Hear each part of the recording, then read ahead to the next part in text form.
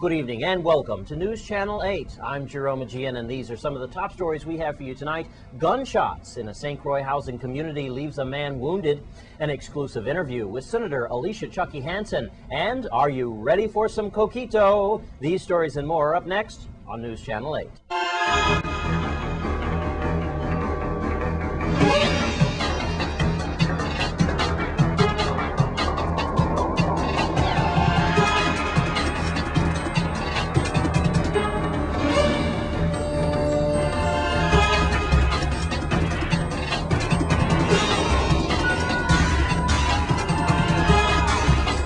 In our top story tonight, serious problems involving workers' compensation and an update on the deadly LEAC. Two topics the News Channel 8's Wes Small discussed with Senator Alicia Chucky Hansen in this exclusive interview.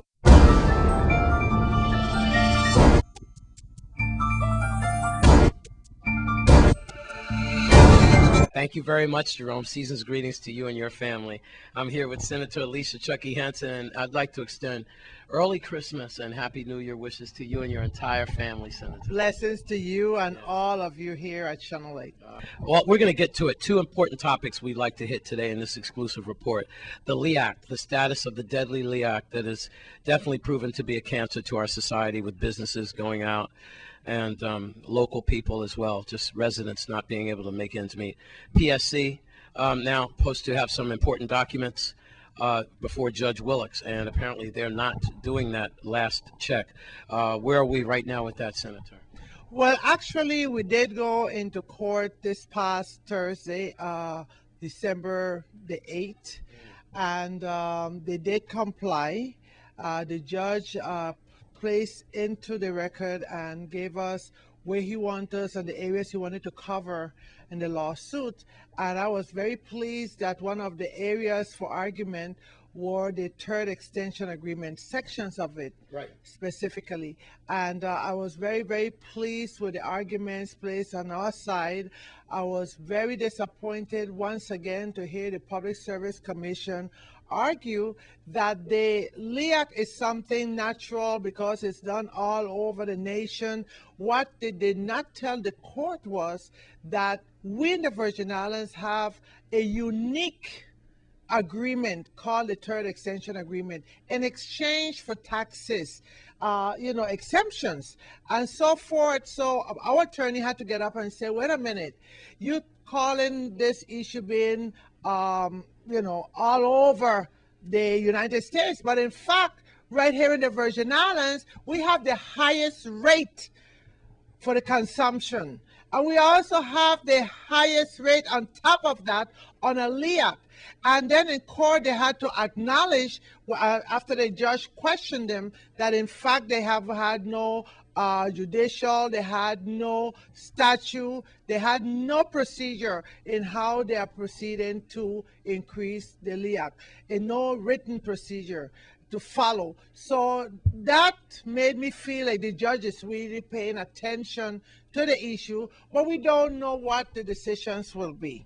It looked very, very, very good. I thank all the people that continue to come out to this court hearing, and now the judge has given the East Side time 5 days to bring out any additional written arguments, but we're continuing to battle. Good, and I know that a lot of research has been done for those elements. Now we move into something else more personal, workman's comp.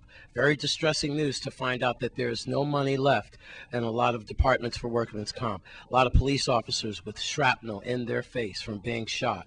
Firemen injured on the job. Pretty simple. What is our status now on workman's comp and the lack of monies thereof? Also, WAPA employees, you have employees in all various departments of government and also in the private sector.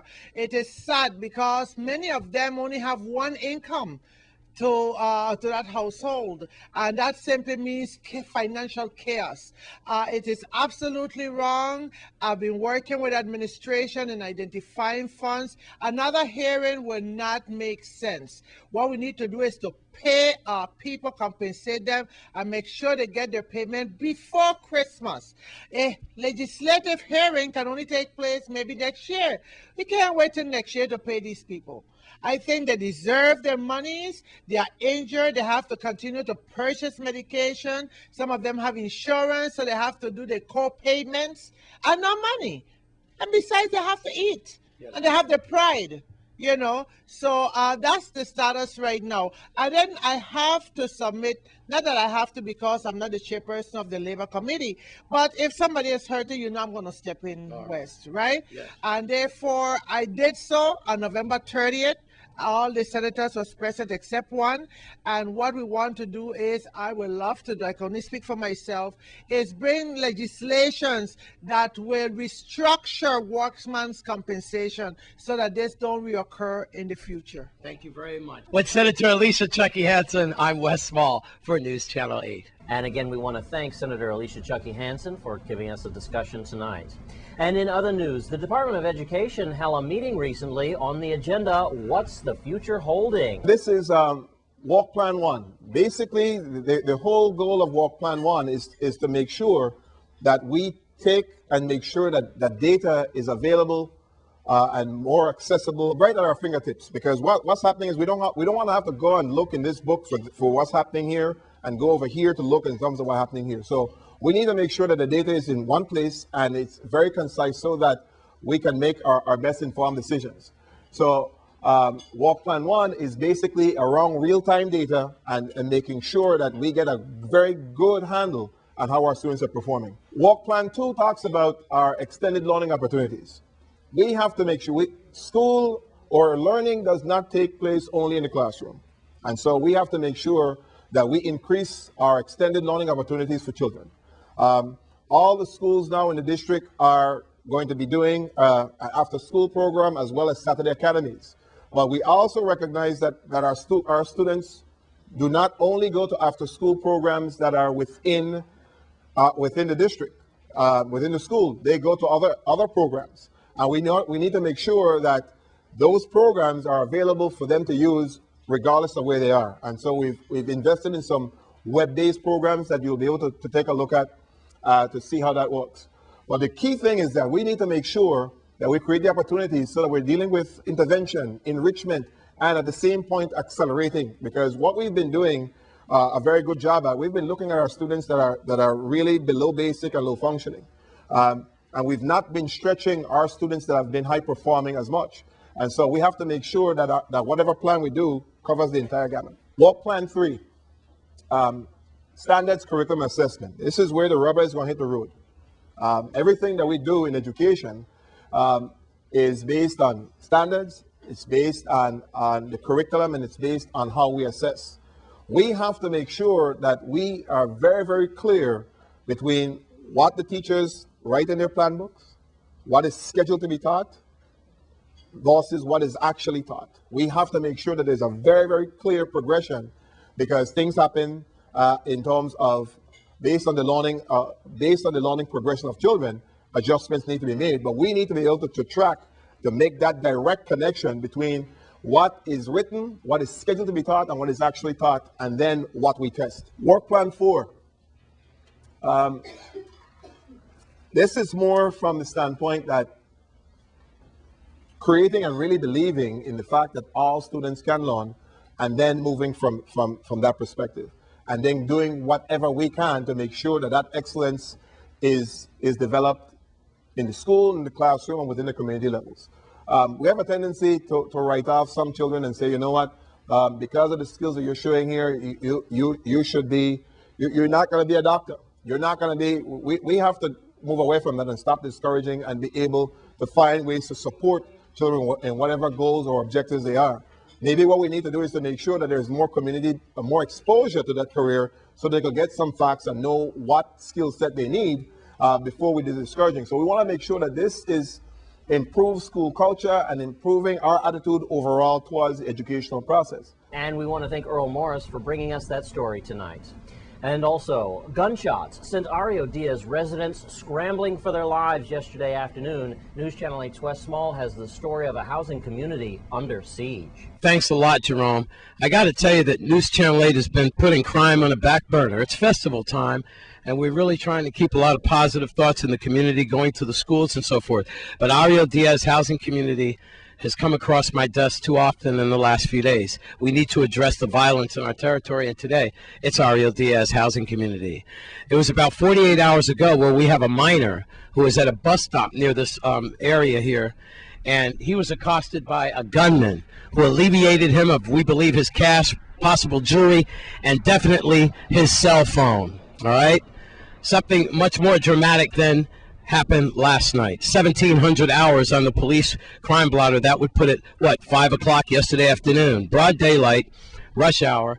We have a young man near Building 4 sitting on a black couch outside of his place, and he is 35 years old. He is in stable condition tonight. He was shot. 5 shots rang out. It hit him on his left side, we believe possibly his shoulder, left arm area. He got abrasions when he fell to the back of his head and his upper back. Perpetrator then ran in the direction of Old Friedenborg. And he had a black wrap over his face in disguise. He had light blue pants. The description is pretty good on this man. And he ran again in the area of Old Friedenborg. So if you know anything about the violence and the gunshots that literally have these people on the floor during rush hour and at night, this reporter getting all kinds of calls inside of Ariel Diaz, you need to call 911 or Crime Stoppers to stop this hatred, to stop this violence during this holiday time. 911, Crime Stoppers at 1-800-222-TIPS. 1-800-222-TIPS. Please be careful. Look out for one another out there. At Ariel Diaz, I'm Wes Small for News Channel 8. Big tragedy, Wes. Thanks for bringing us that report tonight. And when we come back from this break, your Caribbean report with news out of St. Vincent.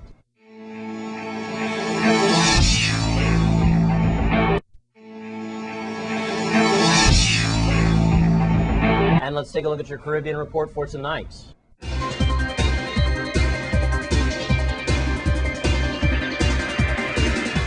In your Caribbean report tonight, we start in St. Lucia, where law enforcement officials are appealing to the general public to be wary of individuals trying to make a quick and easy dollar at their expense. Reporters this week talked to Corporal Trevor Constantine of Public Relations Unit of the Royal St. Lucia Police Force. Corporal Constantine said that the Christmas season is upon us, and people need to safeguard their personal safety and property against those who see the opportunity to commit robberies amidst the busy shopping season. As we all know, the Christmas season has traditionally been the busiest season of the year, and this year will no doubt be another busy one for police, Corporal Constantine said last Thursday. Therefore, we are encouraging people to be on their guard during this festive season, especially when they're going shopping. And turning now to UN conference in Monterrey, Mexico, St. Vincent and the Grenadines made a strong reminder to developing countries. Richer countries must honor their pledge of development assistance to poorer nations, especially in the wake of global economic crisis, said St. Vincent Ambassador Camilo Gonçalves at the 5th United Nations High-Level Dialogue on Financing and Development. Gonçalves, St. Vincent and the Grenadines Parliament representative to the United Nations, told High-Level Dialogues that developing assistance is not charity. It is an investment of international peace and security. And finally, in St. Kitts and Nevis, Nevis Prime Minister Dr. Denzel Douglas discussed local and regional international security issues on Monday with the commander of the United States Southern Command, General Douglas Frazier, ahead of the Caribbean Nations Security Force Conference of 2012. Frazier and the commander of the St. Kitts and Nevis Defense Force, Lieutenant Colonel Patrick Wallace, paid a courtesy call on Douglas, who was due to deliver a featured address at the December 12th to the 14th conference. The 3-day conference, which is hosted by the United States Southern Command and the St. Kitts and Nevis Defense Force, is an annual executive-level conference that offers regional military chiefs and combat commanders of the SOUTHCOM a forum to discuss U.S. military support to regional and information sharing.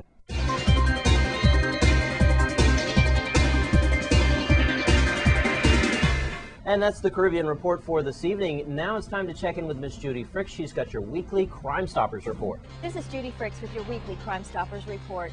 Crime Stoppers is asking for your help to solve the following crimes. If you know something, say something, as law enforcement cannot control crime without your help. Even the smallest bit of information may be just what law enforcement needs to solve these cases. On St. Croix, we have a double homicide that occurred in 2003. Now, it happened on November 19th.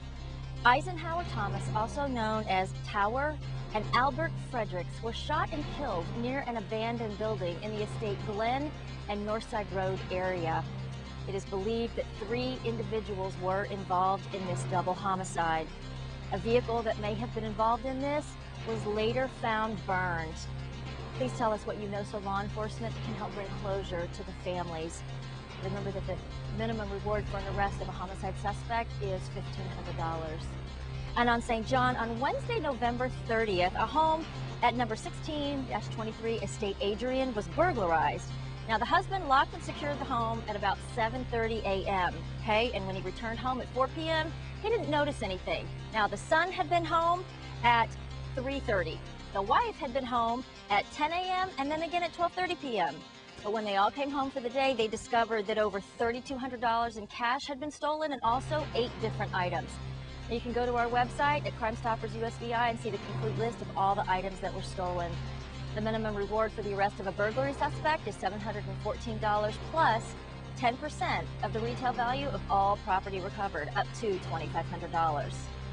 And on St. Thomas, on December 4th at about 3 a.m., a 28-year-old Hispanic male, he was walking from R&S Mini Mart to La Delicia Bar and Nightclub. He was on Veterans Drive, and he was near the intersection of Crown Mountain Road. He was struck and killed by a white vehicle that was traveling westward. If you have any information about this hit and run, call Crime Stoppers so that the police can arrest this hit and run driver. The minimum reward for an arrest would be $900. Let's continue to help make our community a safer place to live and work and raise a family by submitting information on these or any other crimes at the number right there on your screen, 1-800-222-TIPS. Or again, you can log on to our website, www.crimestoppersusvi.org. If your information leads to an arrest and the recovery of stolen property or illegal drugs or weapons, you will receive a cash reward to be paid according to your instructions. This has been Judy Fricks with your weekly Crime Stoppers Report. We want to thank Miss Judy Fricks for bringing us the weekly Crime Stoppers Report. When we come back from this break, are you ready for some coquito? Stay with us on Channel 8.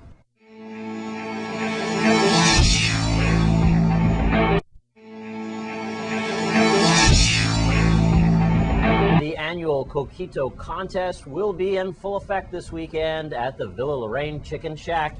Here's Wes with more.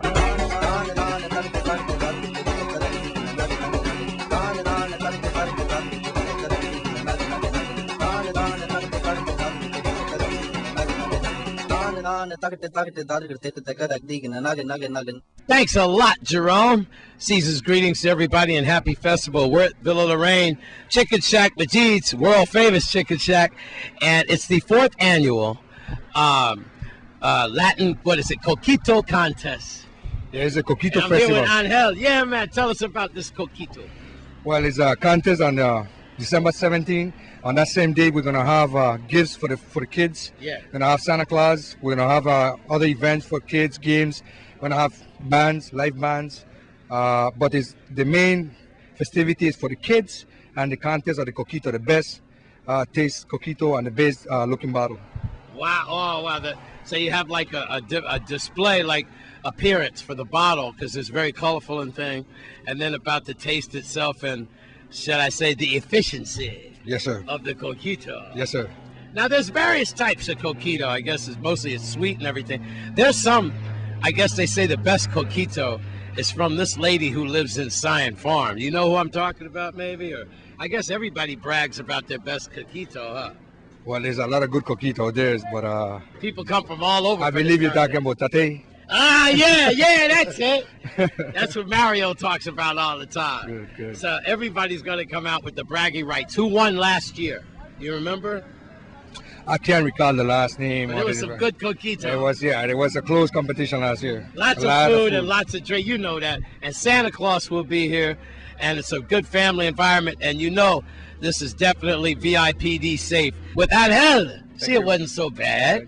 I'm Wes Small for News Channel 8.